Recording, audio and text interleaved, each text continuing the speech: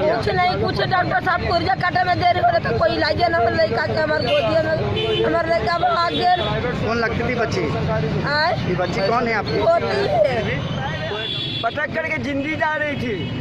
हमने देखा बाप के गोदी से ये लड़का लिया है अपने गोदी में, तो पैर पटकते हुए जा रही थी, जिंदी थी। अब अभी आपके पास ऑटो लेने आए हैं? गुजर गई। अभी आप उनको पहुंचाने जा रहे हैं? हाँ, पहुंचाने जा रहे हैं।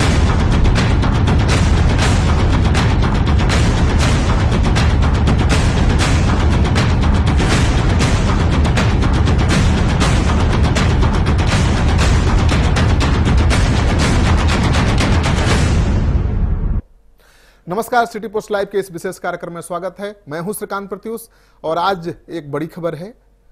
बिहार में डॉक्टर हड़ताल पर हैं, सरकारी डॉक्टर। एनएमसीएच में 2 दिन पहले एक डॉक्टर के साथ मरीजों के परिजनों ने मारपीट कर दी थी। उसको लेकर एनएमसीएच के जूनियर डॉक्टर स्ट्राइक पर चले गए हैं। आज दूसरा दिन है और उनके समर्थन में पीएमसीएच और दूसरे सरकारी अस्पतालों के डॉक्टर भी स्ट्राइक में शामिल हो गए हैं। इस स्ट्राइक का क्या असर दिख रहा है, आप इसी बात से अंदाजा लगा सकते हैं कि जो इमरजेंसी में भर्ती मरीज हैं, इलाज के अभाव में तड़प रहे हैं।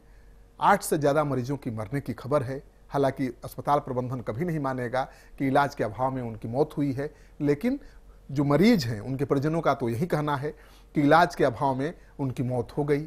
तो 2 दिन के अंदर 8 लोगों की मौत हो गई, वो भी पटना में।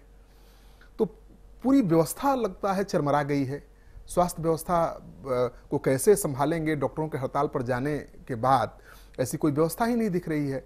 और सबसे दुखद बात यह है कि डॉक्टर जो हड़ताल पर हैं उनमें भी मानवता नाम की कोई चीज़ ही नहीं है।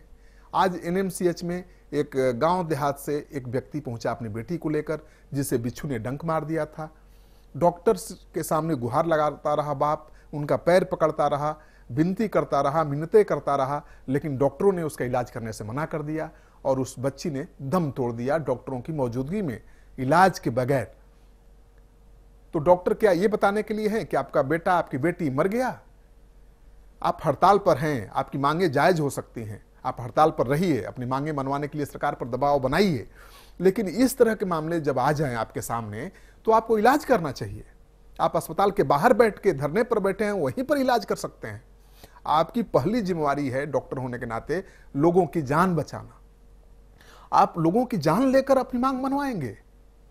आपको समाज ने भगवान का दर्जा दिया है।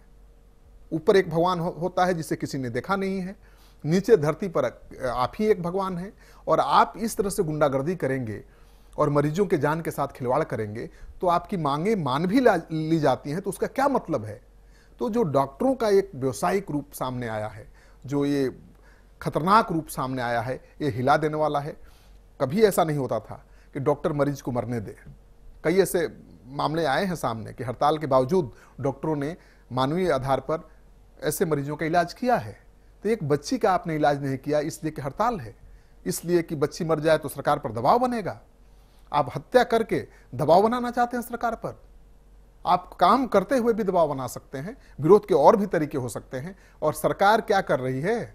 डॉक्टरों के साथ आए दिन मारपीट की घटनाएं हो रही हैं, फिर सरकार क्यों उनको झूठा आश्वासन देती है सुरक्षा का? सरकार को उनकी सुरक्षा की पुख्ता व्यवस्था करनी चाहिए, उनकी मांगों पर गंभीरता से विचार करना चाहिए, क्योंकि डॉक्टर और शिक्षक 2 ही तो सबसे जरूरी हैं समाज के लिए। कोई भी समाज के लिए 2 ही चीज जरूरी है, स्वास्थ्य और शिक्षा, दोनों ही चौपट है। तो जिस तरह से सरकारी अस्पतालों में हड़ताल चल रहा है जूनियर डॉक्टर का, वो खत्म होना चाहिए, जल्द से जल्द खत्म होना चाहिए। सरकार को उनके साथ समझौता करना चाहिए, उनकी मांगों पर विचार करना चाहिए और डॉक्टरों को भी इस बात का ध्यान रखना चाहिए कि उनकी हड़ताल की वजह किसी मासूम की जान न जाए, उनकी हड़ताल के कारण कोई मरे नहीं। आप मार करके सरकार से अपनी बात मनवाएंगे तो ये शर्म की बात होगी। आज बस इतना ही। इस हड़ताल पर हम आपको अपडेट करते रहेंगे। आगे भी जो खबर आएगी हम सबसे पहले आपके सामने लेकर आएंगे। आपको यदि हमारा ये कार्यक्रम अच्छा लगे तो आप इसको लाइक करिए, इसको हमारे YouTube चैनल को सब्सक्राइब करिए। आपका सहयोग और समर्थन लगातार मिल रहा है, इसके लिए बहुत बहुत धन्यवाद।